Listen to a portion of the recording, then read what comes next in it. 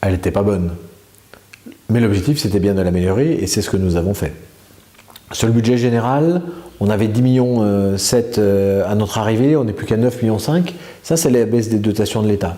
Elle est subie, et elle est drastique, la preuve. On touchait 177 € par habitant en 2014, et on touche plus que 111 € par habitant. Donc il y a une vraie baisse conséquente qui était là normalement pour financer le service public.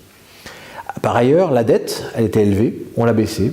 Elle était à 10,3 millions, on n'est plus qu'à 8,6 millions. Là encore, un vrai travail a été fait pour assainir et permettre de se projeter sur l'avenir et pouvoir proposer des projets ambitieux demain. Enfin, pour terminer, la masse salariale, elle était bien plus conséquente qu'elle ne l'était dans d'autres communes. On est revenu à un niveau plus raisonnable, on va dire, et si nous n'avions rien fait, on serait à des niveaux très élevés, intenables. Aujourd'hui, on a un niveau inférieur à 2014, et c'est ça qui est important, ça nous permet de dégager des marges pour l'avenir. Alors, c'est facile de dire les bien meilleurs.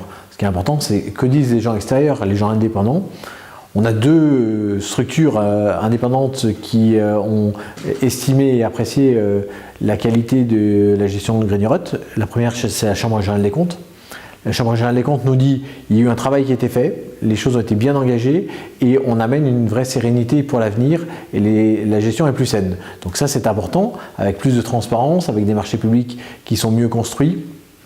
Donc ça, c'est le regard, je dirais, du gendarme de la gestion pour les collectivités territoriales.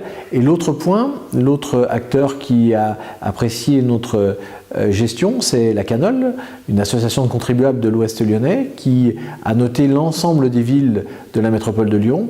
Et là, il a évidemment apprécié le travail que nous avions fait. Et globalement, on termine 6e ville la mieux gérée de la métropole de Lyon. Elle est tenue, bien évidemment. Nous l'avions baissé dès 2014, la pression fiscale. Nous avons poursuivi en 2016 avec l'intégration du budget du SPIRIL dans le budget général. Et en 2018, nous avons à nouveau baissé de 8% les taux d'imposition sur toutes les taxes.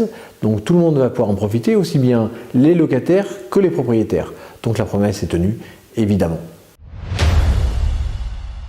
Alors les mauvais langues diraient, d'un côté ils baissent les impôts, mais ils baissent les services. Ben non, c'est là le défi.